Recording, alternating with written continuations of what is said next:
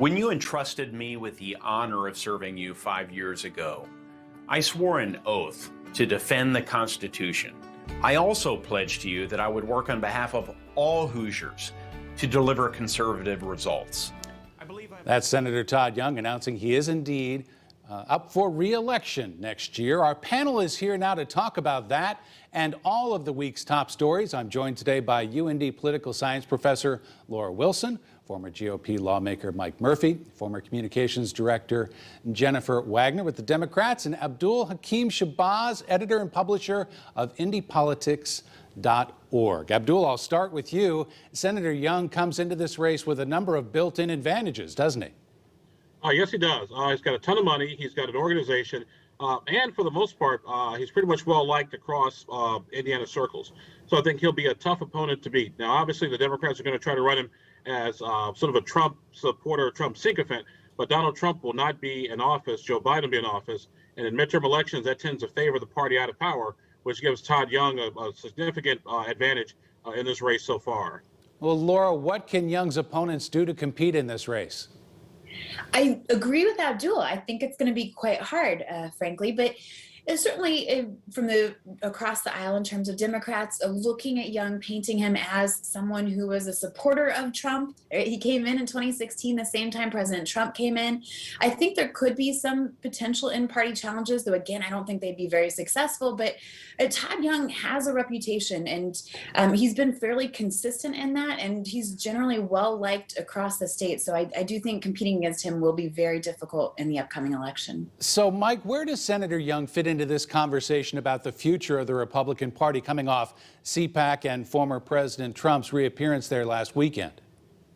I think Senator Young sits right at the apex, frankly, of the conversation. Abdul mentioned his money in his organization. More importantly than that is his integrity. He has become a statesman in his first term, which is very difficult to do. He was very successful for the most part with his NRSC chairmanship. He's a legend in the making, and he's also listed as one of the most bipartisan senators in the U.S. Senate. So he's at the top of every conversation, and he will help guide the party, not just in Indiana, but nationwide. Jennifer, another Republican has been making news this week. Congressman Jim Banks was at CPAC last weekend. He voted against the stimulus bill by proxy, but he also made headlines this week calling for Indiana to join Texas in getting rid of that mask mandate, a move Indiana Democrats said was putting politics ahead of common sense. What's your reaction here? I have to agree with my party on this one. I know Congressman Banks. I have worked with him on some issues. I disagree with him on this one. I think that Governor Holcomb has done a really great job throughout the course of this pandemic, oftentimes flying in the face of the far right side of his party to do what was right for public health and public safety. And I think, and I say this as a Democrat, I mean, we've had strong, consistent leadership. And I think Congressman Banks should, maybe take that into consideration before making political moves like he did this week. Mike, the governor says he's not ready to lift that mask mandate yet, regardless of what Congressman Banks or the governor of Texas has to say about this issue. Well, I think the governor's done the right thing. He's listened to his right-hand doctor, Dr. Box. He's listened to the science. And I think because of that, Indiana's done a lot better than a lot of states. At the same time, rolling out the vaccine, we're one of the top states per capita in the number and the percentage of people in our state who've been vaccinated. Witnessed last Friday and going through tomorrow, 17,000 Hoosiers will get the J&J vaccine, thousands more at Notre Dame this week, thousands more down at the Ivy Tech in Sellersburg. The governor's on a roll because he's paying attention to the science. Well, Abdul, given that, isn't the governor going to face growing pressure to open things up and to end that mask mandate as more and more Hoosiers get vaccinated? Yes, he will. But here's the thing to keep in mind. And I will say this: the governor's been following the science, and the goal is to follow the science so you can actually, eliminate the mask mandate, open up Indiana fully. And by doing that, I think it's a much more responsible manner than just doing what they did in Texas. And by the way, Governor Abbott had his own problems. So they can't keep the lights on and the water running down in Texas. So I don't know if I followed Governor Abbott for much of anything, to be really honest with you.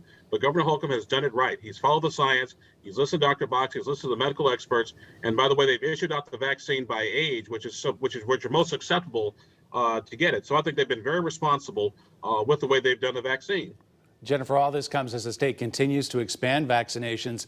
Now, teachers are eligible as well through that federal program we mentioned, expanded this week by the Biden administration. I think that's critically important. I know that the science said do it by age, but we want to reopen our classrooms. We want to get teachers and kids back there safely. And I think having teachers have access to that vaccine is a key to that. I would say, being only 40, that I would really greatly appreciate it if we would go ahead and lower that vaccination age range by another couple of buckets over the next couple weeks. But I think this is a great step in the right direction. Well, Laura, there's certainly been a lot of good news on vaccines this week, but on other issues like the stimulus bill, the Biden administration has already had to compromise on some of the provisions that they had hoped to put into place. Yes, and I think we should expect those compromises, and quite frankly, those are going to result in a better policy. Now, you have the Democrats, of course, enjoying unified government with Kamala Harris as vice president, Ty in the Senate, right? They have the White House, they have the House of Representatives. But I think we make this assumption that, of course, they'll stand together on every single issue and be in the exact same side of the policy. And that's not always going to be the case. Obviously, there are a lot of winners and losers here from a financial perspective. We have to consider who needs what, who needs the most. At what point do they need it, and how is this going to impact not just the economy but the deficit and our overall budget and balance? I think there are a lot of difficult decisions, and I think so far the leadership is handling them very well. But we should expect to see this, and at the end of the day, that results in superior, in my opinion, superior policy, because compromises are necessary. Well, Mike, is bipartisanship dead in Washington, given what we've already seen with the stimulus? Is the president going to be able to maintain that pledge to try to be bipartisan? Well, frankly, it is dead for the most part. I mean, we now have a Democratic version of partisanship, where before we had a Republican version. But I will point out that 8 Democratic senators voted against Bernie Sanders' minimum wage amendment a few days ago, including both senators from Delaware, both senators from New Hampshire, and the 2 most important, or not important, independent Democrat senators, Manchin from West Virginia and Angus King from Maine. So their own party put them in a position to have to vote against this, but they had the courage to do that. And we'll see if, as Dr. Wilson says, how much compromise we have in the next few days. All right. We'll be talking about all of these topics coming up in the weeks and months ahead. Our thanks to our panel. Coming up next on In Focus, Mayor Joe Hogsett and Council Republicans have very different views on a new report that was just released reacting to the downtown riots last year. You'll hear what they have to say about it.